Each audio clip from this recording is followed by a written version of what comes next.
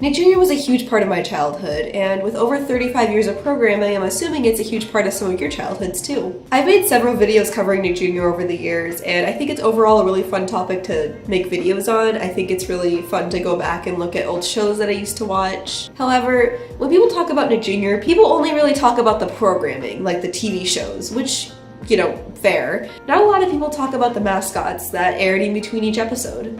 So I thought it'd be fun to cover a brief history of different mascots on Nick Jr. over the years.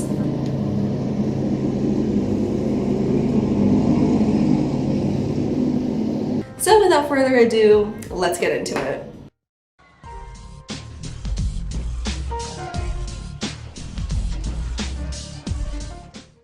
"11 years after Nickelodeon's launch, Nick Jr. would air on January 4th, 1988 under the name Nick Jr., but like, fully spelled out. The first rebrand of the block was in September of that year, where Jr. was abbreviated, and the blue and orange logo we are all familiar with was introduced.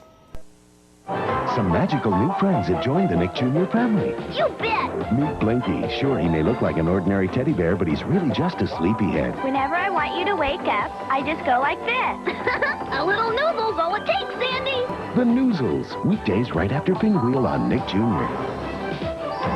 There weren't any mascots in this era, but the programming during these years included Pinwheel, Eureka's Castle, Maya the Bee, The Little Koala, and others.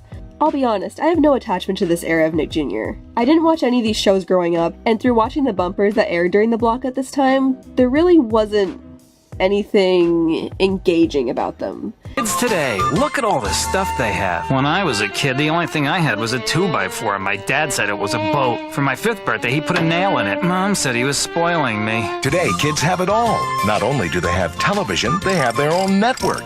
Every day, Nick Jr. has all the stuff kids want. Cartoons, sing-alongs, adventures. They have talking bees, dancing elephants, and flying bears. No wonder the kids won't play with the boat. Let your kid play with Nick Jr. every weekday on Nickelodeon. Keep in mind, these bumpers were supposed to keep kids from ages 2 to 6 watching. I'm sure those who grew up watching Nick Jr. in the late 80s/early 90s feel differently about them though.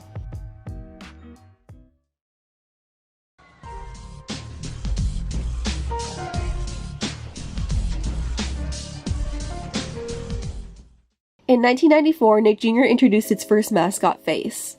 These bumpers feature various bright colors and cartoony sound effects. Face brought some much needed life to this channel, and I feel like his presence made it clear that this was a block aimed at young preschool-aged kids. I know that in one of my older videos I mentioned that Face is creepy, and yes, I still stand by that, but I still find these bumpers to be cute and charming, and I can understand why they were loved so much by children. It's me, Face. Sometimes I have big eyes and a little mouth.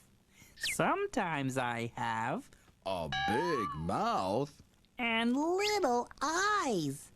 Sometimes I'm right side up. Sometimes I'm upside down. But I'm always right here on Nick Jr. Now stay tuned for Little Bear. Face also has a really soothing voice, which for a kid's mascot is pretty rare.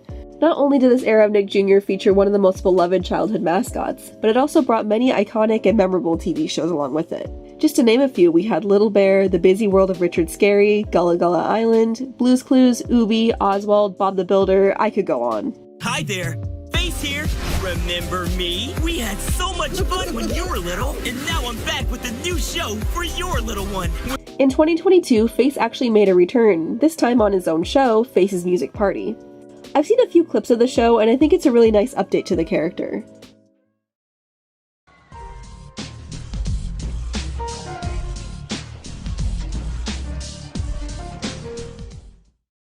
Piper Opossum was launched on October 11th, 2004.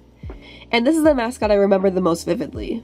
The character was animated using photo puppetry, and I think it looks really nice. As an adult, I can really appreciate the effort that went into animating these bumpers. Like, they didn't have to do this. They didn't have to make it look this nice. Shake it, shake it, shake it. Hey, Piper here, and today we're going to talk about quiet and loud. Hear that? That's quiet. And hear that? That's loud.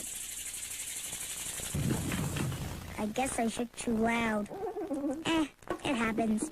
The one thing I will complain about though is her voice. Compared to Face, it can be a little grating. Face feels more like a teacher, while Piper feels like that one annoying kid in your class who is nice, but also very loud and energetic, and hard to keep up with. This era of Nick Jr. also brought on a fair amount of new shows, such as Miss Spider's Sunny Patch Friends, Lazy Town, and The Backyardigans. These shows are nostalgic, but looking back, this time period wasn't nearly as charming as the previous one. It seems that this is around the time where children's shows were really starting to rely on CGI, and while I don't think that's necessarily a bad thing, I think it makes them stand out just a little less.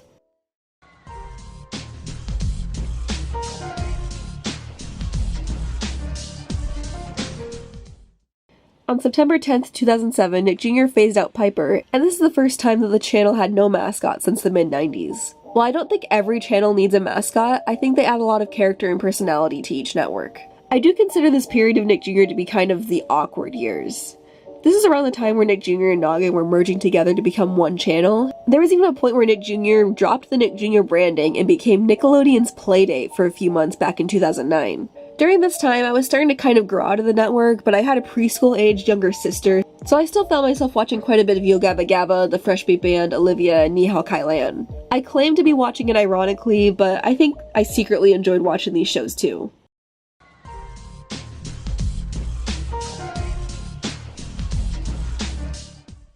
On September 28th, 2009, Nick Jr. officially replaced the Noggin channel. And with this, the channel brought on Moose and Z as its mascots. And I love Moose and Z. These are probably some of my favorite all-time childhood mascots. I'm not even exaggerating.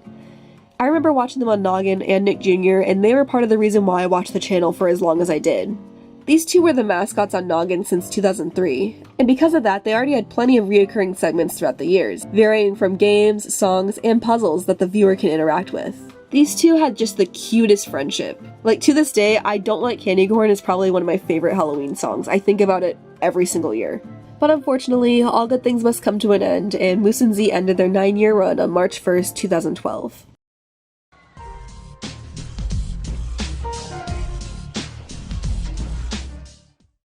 For the past 10 years, Nick Jr. really hasn't seen too many changes, and as sad as that is, it makes sense. Less and less children are watching cable TV in favor of YouTube and streaming services. There are tons of great kids shows out there today, but it seems that nobody is watching them on cable anymore. I mean, I can't even remember the last time I watched cable, and it comes free in my apartment. The times are changing, and that's not really a bad thing. Noggin has since been relaunched as a mobile app, where kids can watch both classic and new age-appropriate shows. Nick Jr. the channel is still going, but I'm not sure how much life it has left in it. The channel just feels like a shell of what it once was, and it feels like it's just going until its inevitable shutdown. As a kid, I've always kind of gravitated towards more calming and simplistic media. Shows like Max and Ruby, Franklin, Charlie and Lola, and Miffy were always kind of my go-tos, mainly because I often struggled with sensory processing, and shows like that were always super calming to me. I actually have ended up in a lot of parenting circles on Facebook and Instagram. I don't know why, because I don't have any kids. Somehow I've ended up over there. I've noticed that many parents nowadays are starting to show their kids more understimulating and less flashy children's shows, mainly the ones that they grew up with throughout the 2000s. However, one show that I watched quite a bit growing up that I don't see anyone really talking about when this is brought up is Maisie. Maisie was a personal favorite of mine. I really loved the calming colors, relaxing music, and just overall chill vibe of the characters. Younger me just found it really soothing and relaxing. However, I have not seen or really talked about the show much since I was a kid. I feel like that's kind of a given. So I thought it'd be interesting to kind of cover a brief history of the character and the books, as well as just talking about it and making fun of it just a little bit, just a smidge, now that I'm an adult.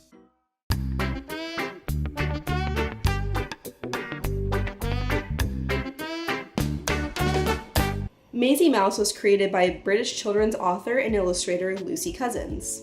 I think it's interesting to note that Cousins has been releasing children's books since 1990, and her latest book is actually set to be released later this year. So she's been releasing children's books for about 35 years at this point, which is pretty impressive. Most of her library is aimed towards children who are between the ages of 0 and about maybe 5 or 6. I actually remember these being some of the first books that I was able to read on my own when I was a young kid.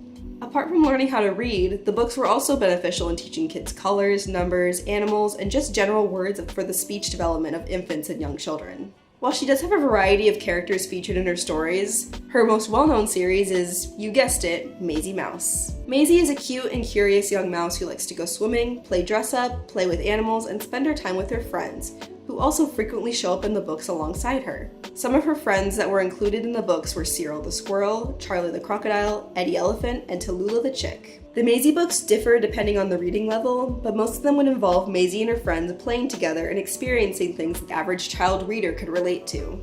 For example, in the first Maisie book, Maisie Goes Swimming, Maisie goes to her first swim lesson with her friends. I actually do think it's interesting to point out that in this book, Maisie and her friends speak in like full sentences, like in English, that we can understand, and if you've seen the show, you know why that's a little strange. I vividly remember walking into the library every weekend with my dad and always checking out a different Maisie book. I also remember checking out Zaza's Baby Brother on multiple occasions, which is another Lucy Cousins book that I really liked. It's basically just older sister Zaza has a baby brother and she needs to get adjusted to having a new sibling. Again, very, very normal kid stuff, but it's important that kids have books that they can relate to.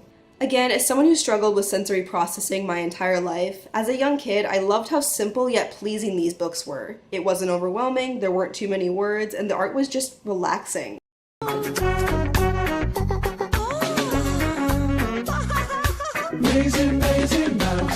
Maisie would eventually go on to have her own TV show that would air on CITV in the UK in early 1999. The show would then make its debut on the US channel called Cubo. I've actually never heard of Cubo, but apparently it was a kids channel that was on air from 2006 throughout all the way up till 2021, which is really surprising because again, I've just never heard of it. The show also saw many reruns throughout the 2000s on Nick Jr. and Noggin. I was surprised to learn that Maisie only lasted for a single season with only 26 episodes. I'm not entirely sure why, but I always thought the show went on for like at least 5 seasons. I feel like there's just so many episodes of the show, but it could just be because the show is split up into like multiple different 5-minute segments that it just makes the series feel longer than it is. It feels like kids shows, like more specifically preschool shows, have a really weird way of airing episodes, I've noticed. I feel like most of the time they would just air like 1 or 2 seasons and then they would continue to rerun the same like 20 to 40 episodes over and over again for like a decade before pulling the show off the air completely. I'm going on way too much about this, it doesn't matter. Each episode was a nice slow pace, included a relaxing reggae type soundtrack, and they also made the choice to include a narrator with a really soothing voice. Some milk for little black cat. And some milk for Maisie, too. Has anyone else noticed that this was like a really common theme with children's media back in the day? Peppa Pig, Pocoyo, and Little Bill are just a few that come to my mind. Whatever happened to this style of preschool shows anyway? I mean, Peppa Pig is still around, I guess, but you know what I mean. They're not making shows like that anymore. I fully believe that the narrator in Peppa Pig is like completely useless, but trust me when I say that the narrator in Maisie is very much needed because Maisie and her friends, for some reason, communicate in like these really weird grunting noises, just for no reason at all. Which I guess was another common trope throughout the 2000s. Again, I don't know why shows did this. It's weird to me, and I feel like shows, especially geared towards young children, should be promoting language. And when your characters are making just noises, it's a little pointless, in my opinion. As a kid, I genuinely thought the noises they made were so funny. And rewatching a couple episodes just the other day, they still kind of make me laugh a little bit. Charlie Crocodile's voice absolutely kills me. Like, all I can think of is that a grown man is just sitting behind the microphone making these noises.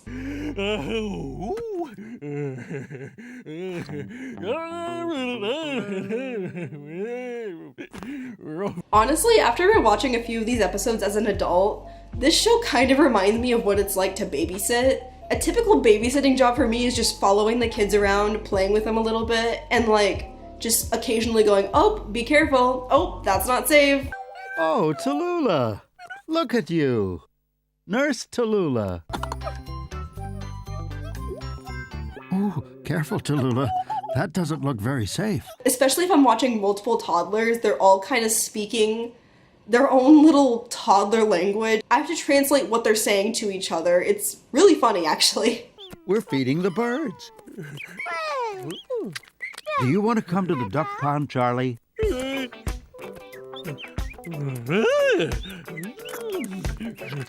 Well, don't eat all the bread. I also don't know how old these characters are supposed to be. Like, are they supposed to be kids? Because sometimes they play pretend and they go to swim lessons and they just do normal kid stuff. But other times they act like adults. Like, they live alone, they drive vehicles, they live their own, like, little lives. Or maybe they're just pretending that they can drive buses and cars and stuff. I don't know. Either way, I absolutely adore this show. If I ever have babies or toddlers of my own, I will be showing them this show. It is a lot slower paced than most children's shows, even ones from the 2000s. I remember my sister not even really like latching onto it. It was too slow even for her back in the day. So again, I don't know how well a kid today is gonna take to the show unless they've already been exposed to kind of like slower children's media. But again, for kids who struggle with sensory issues, the show is a great choice, and it's unfortunate that they don't make shows like this anymore. Max and Ruby needs no introduction. If you didn't watch the show growing up, you've probably seen clips of it on social media, or at the very least have heard of the show to some extent. And if you haven't, and this is your first time hearing about Max and Ruby, period, you're probably too young to be watching this channel.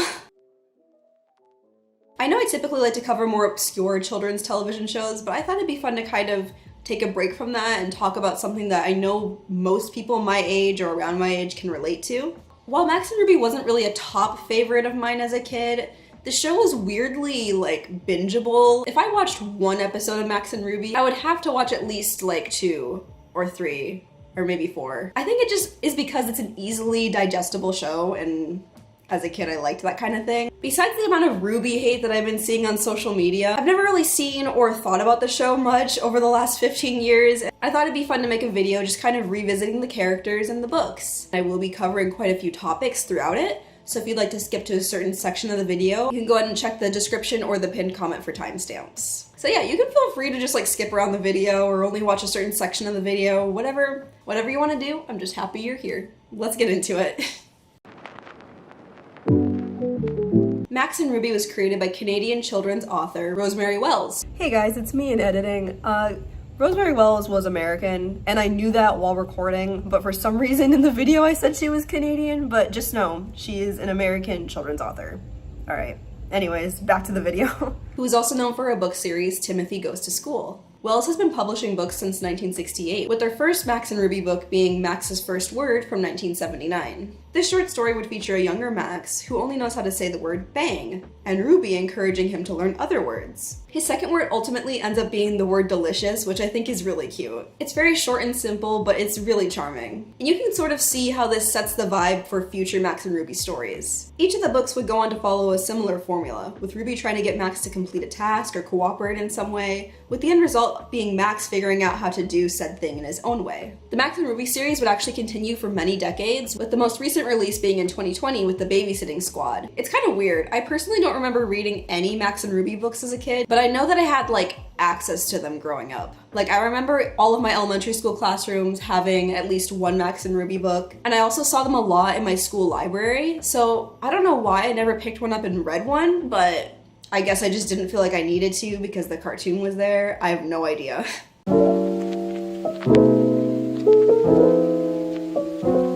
In 1988, the book Max's Christmas would be adapted into a 5-minute animated short released by Westonwood Studios, a production company known for adapting children's picture books into animated shorts. If this production company sounds familiar to you, it may be because their shorts have appeared in several children's shows throughout the 80s and 90s, including Eureka's Castle. The overall vibe of Max's Christmas is interesting. Despite only growing up with a 2002 show, there's something weirdly nostalgic about it. However, if you're one of those people who dislikes Ruby in the Nick Jr. show, you are really gonna hate her here. You have to go to sleep fast before Santa Claus comes. It's probably just because of the way the actors voice the character, but Ruby seems weirdly aggressive towards Max in this short. Tonight, Max. He's coming tonight. Where? Spit, Max. Like, even the way she's dragging Max up the stairs here and talking to him. It's Christmas Eve, Max. And you know who's coming? Who? Santa Claus is coming. That's who. Like, it's Christmas Eve. Why are you making it seem like a chore? Even Santa Claus seems to have had enough of Max's shenanigans by the end of this short. It's time for me to go away and you to go to sleep. Why? Because. In 1991, Weston Woods would go on to adapt Max's Chocolate Chicken into a 5-minute short as well.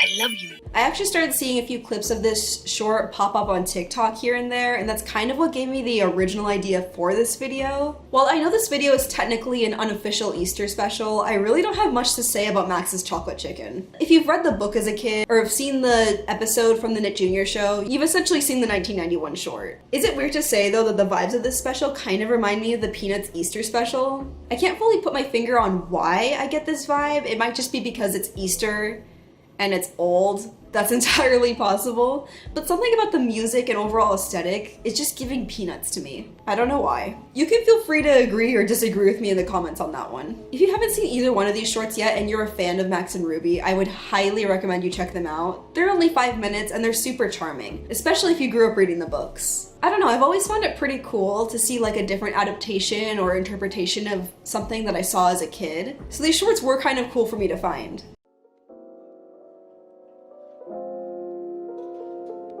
Arguably the most well-known adaptation of Max and Ruby is the 2002 show, Max and Ruby. The show originally aired on May 3rd, 2002 on the Canadian network Treehouse TV, and would then air in the United States on Noggin in October of the same year. The show followed a similar structure to the books, even to the point where they would adapt a few books into their own episodes. In the early seasons, each episode of Max and Ruby would consist of 3 7-minute segments. Max and Ruby is a really nice, calming slice of life, with each story revolving around Ruby, either by herself or with a friend, trying to complete a task and Max either getting in the way or not cooperating. Because, you know, he's 3. If you've been around a 3-year-old, you know. I think the first 5 seasons of the show are great. I really liked this show growing up, and after rewatching a few episodes as an adult, I still really like it. It's just the music and the characters, it's so good. All of it is so good. Like, there's a reason why 2000s kids remember this show so fondly.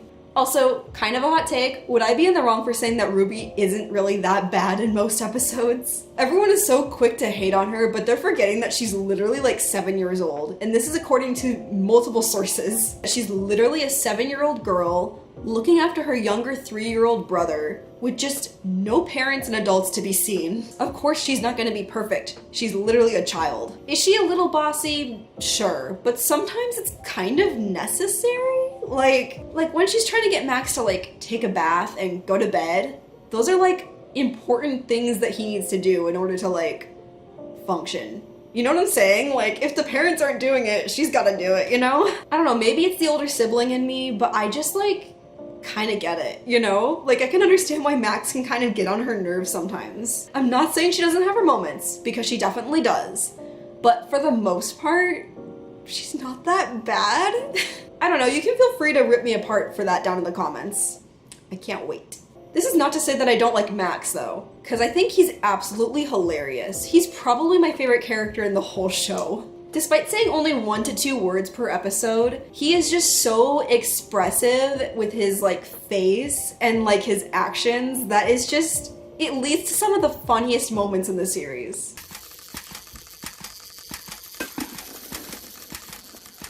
Now that we're talking about favorite characters, I love Max and Ruby's grandmother. She is just the sweetest woman in the entire world. I hope to be like her when I get old. I made you an angel surprise cake with raspberry fluff icing. It's beautiful. And Max made you an earthworm cake with red-hot marshmallow squirters. I can't decide which to eat first. Her grandson literally gave her a cake made out of mud and worms, and she still was excited to see it. I genuinely want to know if she ate some of this cake though, or if she just decided to be like, you know what, this cake looks so delicious that I simply cannot eat it, but thank you so much for making it.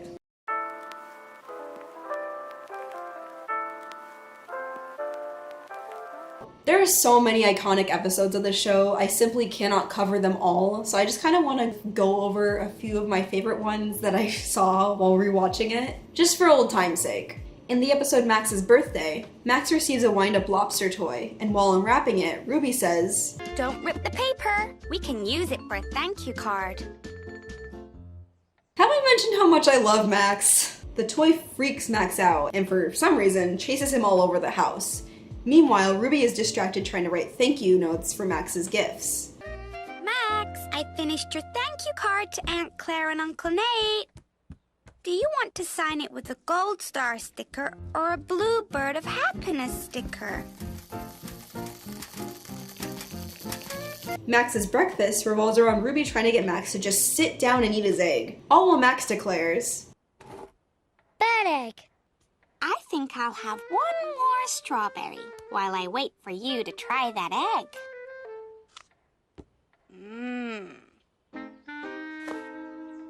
The episode ends with Ruby accidentally eating the whole thing while trying to convince Max that the egg is yummy. By the way, I am definitely on Team Max in this episode because why is Ruby taunting him with the berries? He clearly doesn't like eggs. Just give him a strawberry. He'll live, I promise. I'm gonna be real though, in the episode Ruby's Clubhouse, I'm kind of on Team Ruby, and this is where I think it'll get a little bit controversial. Ruby and her best friend Louise build a clubhouse in the backyard, you know, like 7-year-olds do. And Max keeps trying to join in, like most younger siblings would.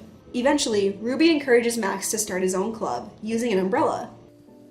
My club. All is going well until it starts to rain, which then leads Ruby and Louise asking Max if they can use the umbrella. Max, we need the umbrella. My club. Private. Which of course he's like, no, you wouldn't let me into your club, why would I let you into mine? I don't know, I would say that Ruby is valid for not wanting Max to join in his club because she's 7 and wants to spend time with her friend without her younger sibling getting in the way. But at the same time, Max is like so real for not wanting to share the umbrella. Also on top of that, they're literally in the backyard. Why don't they just go inside? Christmas is my favorite holiday, so of course the episode Max's Christmas is another childhood favorite of mine. I also thought it'd be fun to watch the 2002 episode right after watching the 1988 short, just to see what kind of changes, if any, were made. Did you know Santa likes chocolate milk, Max? Most people put out the regular kind, but I think Santa likes chocolate better. Okay, you literally just made that up though. I also love that for whatever reason they decided to give Santa Claus a southern accent. Nobody is supposed to see me. Why? Because everyone is supposed to be in bed. Like, he lives in the North Pole. Why does he sound like he's from Georgia?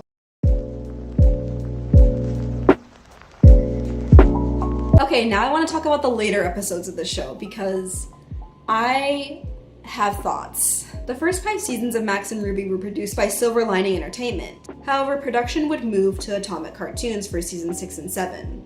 This led to numerous changes in the show. For starters, instead of having 3 7-minute segments, they would move to 2 10-minute segments. Max would start speaking in full sentences. Control tower to pilot, Max. Land your rescue copter immediately. Okay. Prepare for landing. The two of them would have twin younger siblings, and their parents would finally appear in the show, playing a pretty prominent role. I think most of these changes are unnecessary. Actually, scratch that. I think they're all unnecessary.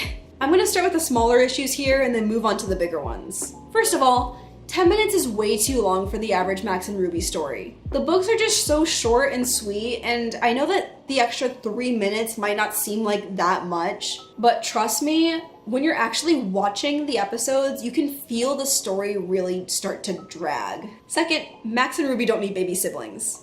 There are so many characters in this show, and not only that, there was already a baby character in the show. We did not need to add 2 more babies who don't do anything. Third of all, I know that some people, for whatever reason, were bothered that Max and Ruby's parents weren't in the show, but they didn't need to be. It's like, I don't know, it's a kid's show, you know? Like, it's naturally gonna focus on the kid characters. On top of that, part of the charm was seeing how the kids solve their problems on their own. With the parents involved, it kind of ruins the flow. Like, could you imagine an episode like Ruby's Clubhouse if the parents were butting in every 3 seconds? Like, that's not fun. That's not entertaining. Like, the show is for kids. The adults don't need to be there. And finally, why? Why do they make Max speak in full sentences? I do not understand what the purpose of this was.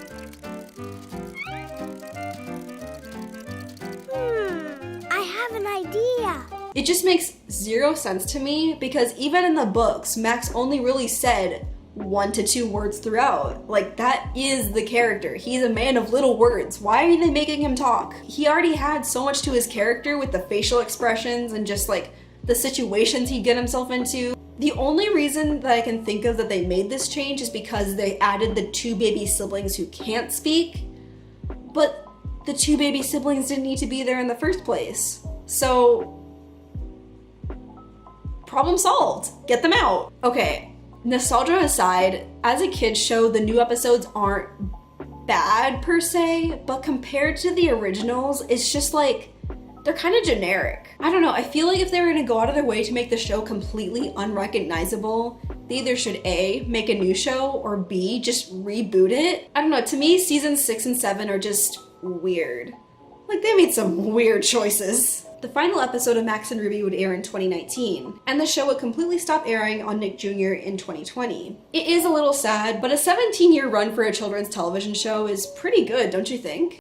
Noggin was my favorite television channel growing up. You guys probably already knew that at this point because I have made so many videos covering Noggin and Nick Jr. throughout my time on this channel. I don't know, there's just like something so fun talking about preschool shows. I think it's just fun to go back and watch them. There's always just something so cute and whimsical about them. I think I specifically like talking about Noggin so much because I watched it the most growing up and it's just like not a thing anymore. Disney Channel, Nickelodeon, and Nick Jr., they're still kind of around to some extent, not nearly what they used to be. I think the United States is one of the last countries to have Disney Channel. I'm pretty sure, do not quote me on that, because most children nowadays are watching streaming services or YouTube. I really don't think this is necessarily like a bad thing. It's just how time works. More convenient things come along and then that makes the less convenient things obsolete. Despite its really short lifespan, Noggin itself, in my opinion, has a pretty interesting history, and I thought it'd be interesting to kind of talk about the different eras that Noggin had during its time on the air. As usual, if you'd like to skip to a certain section of the video, timestamps are going to be in the description, and yeah, let's get into it.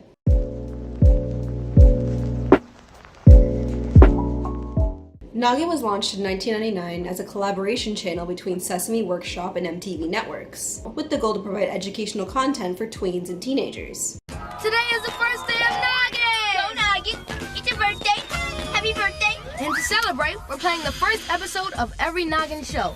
All day! Yeah! First Blue's Clues, first Dogs, first Sesame Street. You get the point. Basically, any show you see today, it's a first! First! First! And thank you for being a part of Noggin's first audience ever. Go you! Go Noggin! Go! Go! Go Noggin! Woo! This was something that really surprised me when I first found this out because, yeah, there really isn't a whole lot of educational content out there for middle school and high school aged kids. There's always been a plethora of content out there for babies and toddlers, as well as engaging ways to learn as an adult.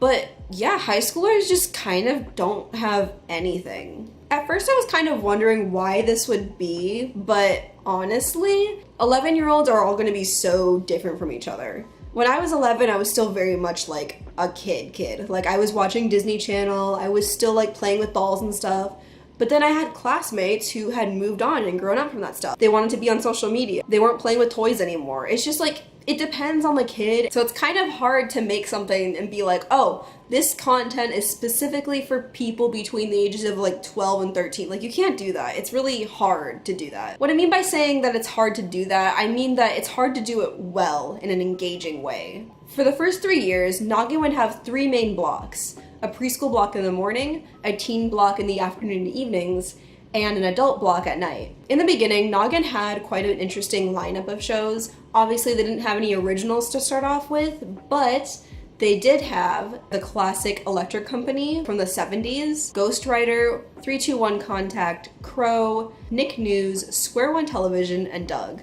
The preschool block would air reruns of various shows such as classic Sesame Street, Little Bear, Kipper, Maisie, and The Busy World of Richard Scarry, which Busy World of Richard Scarry is such a great, underrated show that no one seems to talk about, and I want to make an entire video just devoted to Richard Scarry content because that was a huge part of my childhood, and I feel like literally no one talks about it. As someone who didn't watch Noggin during this era, I was just simply too young at the time, I'm actually impressed with the strong branding this channel had right from the jump. One thing that I complained about in my Nick Jr. history video was that there really wasn't a strong brand for Nick Jr. as a whole until later on, but Noggin seemed to have had that pretty much down packed.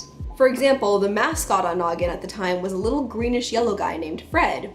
Fred was actually the star of Noggin's first ever original series called The Fred on Your Head Show, which was an educational variety show that would include Fred reading fan mail, interviewing historical figures, hosting game shows, and would feature clips from other Noggin programming at the time. The show would air from June 5th, 1999 to September 9th, 2001. Other original Noggin programming at the time included A Walk in Your Shoes, Spoink, Big Kids, and On the Team. Ooby would also be introduced to the preschool block in the year 2000. Ooby was such a weird show. It's just so silly. Like that episode where they go to the park and they come across the feet people will forever be burned into my brain.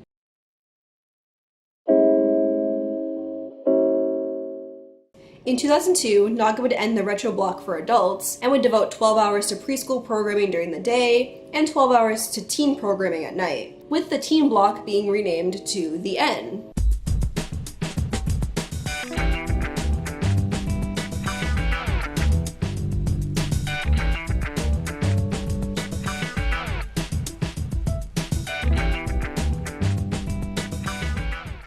Noggin's revamped preschool block would include the premiere of Play With Me Sesame, which was a spin-off of Sesame Street. The revamp of the Noggin preschool block would actually include the introduction of a delightful little host called Feet Face, and he is absolutely adorable. I would protect this little guy with my life. The N block would include much of the same programming that they had before, but they would also premiere O'Grady, Girls vs. Boys, South of Nowhere, and at the time would also be the home of Degrassi, The Next Generation. According to an article by Kidscreen at the time, it supposedly took them months to come up with a name for the N, and to be honest, I don't believe them. I understand that they wanted to have different names for the different blocks, that all makes perfect sense, but the N? You're telling me it took you months to come up with the N? As the years went on, it became more and more apparent that priorities would lie more on Noggin than the N. As far as I could tell throughout my research, the N really didn't evolve that much. Any changes that were made to the lineup at the time would have strictly been shows that were acquired rather than original content. However, 2002 to 2007, I would consider that to be preschool Noggin's golden era. There were just so many classic shows and programming that were introduced at the time, and I feel like when people talk about nostalgic 2000s childhood TV shows, they're probably talking about stuff they saw on Noggin. Some successful original programming at the time would include Connie the Cow, Miffy, The Upside Down Show, Jack's Big Music Show, and Pinky Dinky Doo. I think out of all of them, Pinky Dinky Doo was probably my favorite. I've always kind of loved the collage cutout art style most of the time. I don't know, I think there's only been one show that uses this kind of cutout style that I don't like, and I think if you've been on this channel for long enough, you know which show that is. I will say, however, as a kid, when Pinky Dinky's head would grow super big, I always felt super unsettled by that. And I think it's just because I was a really just anxious child. Everything just freaked me out, including that. And of course, in the year 2003, our lives would be forever changed when Moose and Z became the mascots of Noggin. And when I say our lives, I mean mine. Take a look at this. This is my name. My name is Moose A. Moose. It's a little long, so most people just call me Moose. Now point your peepers at this. This is Z's name. It's not as long as mine, but I think Z is a beautiful name. If you saw my Nick Jr. video from a couple years ago, you would know that Moose and Z are just my favorite mascots. of anything in general. Their friendship is just so cute, and their vibe is just so fun, and their music, oh my god, their music is so good. Genuinely, I think these two had some of the best songs for children just ever, and I will die on that hill. Days are the sunniest, jokes are the funniest, rabbits are the bunniest, hives are the honeyest, elephants the funniest, troubles they're the nunniest, everywhere I go. Well, I've made my list and I've checked it twice, with only one thing, it's rather concise. Listen closely, please lend me your ear, I only want a candy cane this year. I don't like candy corn. No, I don't like candy corn. I like lots of other things, but I don't like candy corn. The N actually had some mascots of its own come along in the year 2004 with the Alpha Teens. However, as far as I can tell, they weren't that popular, but they did have their fans, but they just weren't popular enough, and they were discontinued in 2005, so just a year later. In 2007, the N in Alt's programming would merge with T-Nick. T-Nick? Is that what it is? But the N and T-Nick would merge together to create Teen Nick. I hate the name T-Nick so much. I can tell what they're going for. It's like the N from the Nick is also the same N from the teen. Whoever was naming these channels at the time had just no whimsy, no creativity.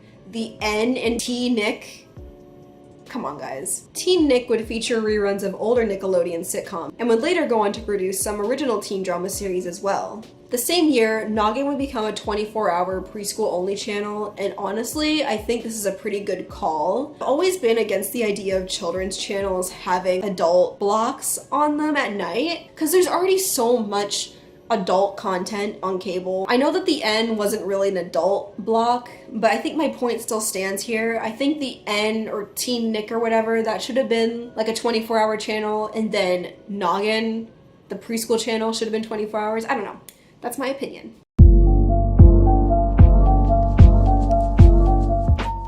In 2009, Noggin and Nick Jr. would merge together and create a new revamped preschool network simply called Nick Jr. Moose here. My fine feathered friend Z and I have some nifty news. In fact, we are delighted to say Noggin is now Nick Jr. Hooray! Take a bow, Z. At the beginning, this new Nick Jr. wasn't too drastically different from Noggin. It basically just took the best of Noggin's preschool programming and the best of Nick Jr.'s programming and just like merged them together, and Moose and Z were still the mascots, so, you know, that's a good thing. I vividly remember the day when these two channels merged together. I was 8 years old, and I was at a family friend's house, and we all decided to sit down in front of the TV after a long day of playing outside. We sat down to watch Franklin, and the Nick Jr. logo was in the corner, which I thought was really weird. I didn't really care like that deeply about it. I was just like, huh, I guess Noggin is Nick Jr. now. Weird. And I moved on with my life.